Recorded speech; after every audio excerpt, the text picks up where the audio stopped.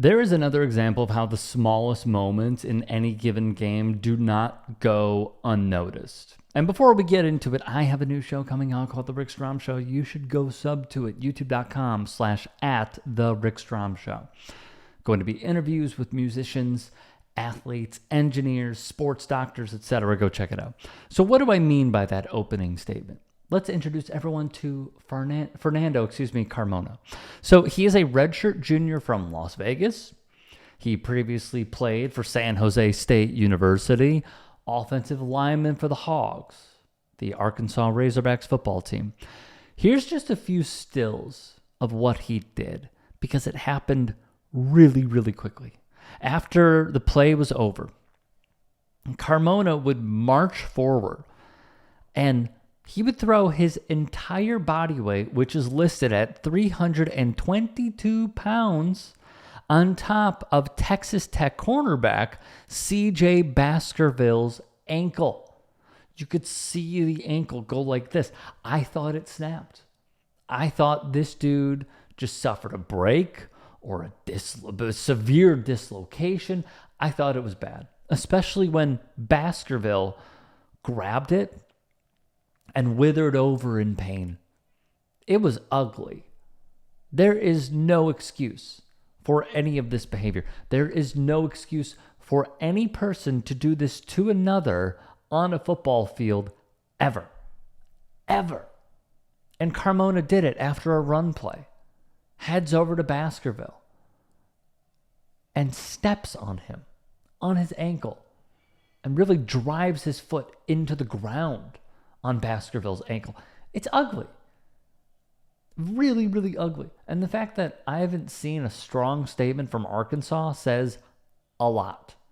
Carmona has, though, replied to all of the backlash. I'll get to that momentarily. This all took place, by the way, at the Liberty Bowl, the AutoZone Liberty Bowl. Arkansas won 39-26. Baskerville would tweet after the game, "There's no denying that Arkansas played a great game last night. I am not taking that away from them. But number 55, Fernando Carmona, blatantly stepping on my ankle and pressing down on it on purpose is straight up dirty." Proceeds to say, "Got your B.A. Do better, Razorbacks football." And you know how this is going to go. Some fans have weighed in saying that Carmona should be banned altogether. Will it happen? No.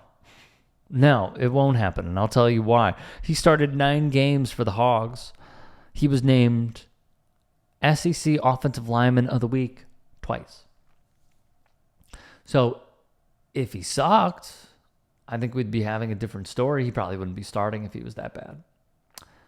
But the fact that he was named, especially in the Southeastern Conference, one of the best offensive linemen of the week twice during a grueling schedule, kind of says a lot. You got a lot of talent in that conference. Incredibly, but not surprisingly, of course, fans went after Baskerville. Looks like he was right. So soft. I've never in my life seen a major conference football player run to social media to post like this after getting drilled. Man, let me tell you something, all right? And sorry, I'm getting over like a throat ache. Let me tell you something. One thing that really bothers me is that you have so many people, and this is when my shift started happening as someone in the media. Sorry. As someone in the media, my shift happened when, like, I'm going to be honest. Growing up in Chicago, I heard some of the best sports radio in the country. I will defend that. But then once you heard like these really personal, like over the top, uncalled for jabs that some hosts would make, and not only some hosts, but also some fans when they would call in, it really rubbed me the wrong way. Because I thought that they were dehumanizing players. And you want to be critical of someone blowing a coverage or dropping a ball? Like, okay. Fair. Those are fair criticisms. But this is something that in my mind, I just revisit when I was working those phones at 670 The Score on a random Saturday because I was given that opportunity to do so. And the stuff that I heard was abhorrent. Not from the hosts. I need to be very clear. When I say the calls, I mean I was monitoring calls. But also seeing some in the past who would be opinionated columnists and just going after the integrity and the character of players. That's what I see in, messages such as this, where random blue checks can hide behind anonymity and call somebody soft. Let me see you lay on the ground after having a great game in the Liberty Bowl, by the way. Credit to Baskerville. I want to see you lay on the ground, lay your ankle flat, and have a 322-pound man put all of his body weight onto your ankle if you're calling him soft. It's uncalled for. It's wrong. This person knows it's wrong. Because if CJ Baskerville met up with him in public and he would say, "What do you mean soft?" I guarantee that they would have a normal conversation where that dude backs off.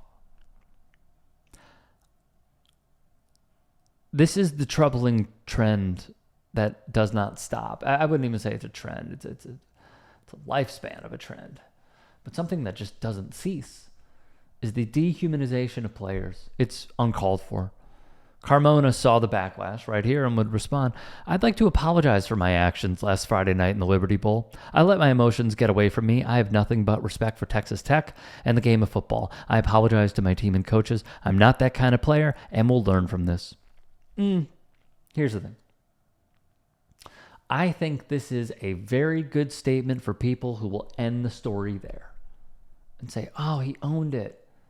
That was bad. He made a mistake. And he's really sorry, and he vows to learn from it."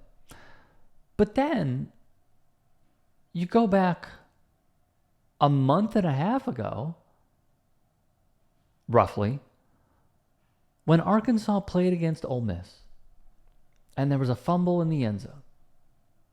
And what did Fernando Carmona do? Well, he grabbed D lineman Jared Ivey's arm and tried to alligator roll it. My view is he's trying to injure Ivy. That's my opinion. And I see this because the ball is nowhere near them. There is a slither of wiggle room to say Carmona didn't know. But it's fairly obvious where the ball is and where it is not. And Carmona grabbing this man's arm the way that he did, it felt armbar vintage Ronda Rousey. So we have two instances now of bad moments from one player. Ironically enough, he led Arkansas out as a team captain for this game. Goes to question some things, doesn't it? I believe he already said that he'll be returning next year. Is he going to remain a captain after these now two horrendous antics that could have resulted in serious injuries? A shoulder joint being dislocated, an arm popping out, or an ankle being broken. It's really bad. There are ways to play the game, and then there are ways that are not. And this is the latter. Former NFL player and Chicago Bear Kyle Long would tweet about the video firing squad, to be honest. I mean, he's a jokester, so I have seen where he's coming from, but overall, it is just horrible. Horrible. So I hear your apology. I say save it, and I say do more, because at this juncture, the public rightfully does not believe you. If you can and are willing, please become a paid member here at TYT Sports, and or go to tyt.com/join. In addition, you can follow me on Twitter, Instagram, and TikTok. Appreciate it. Have a great day.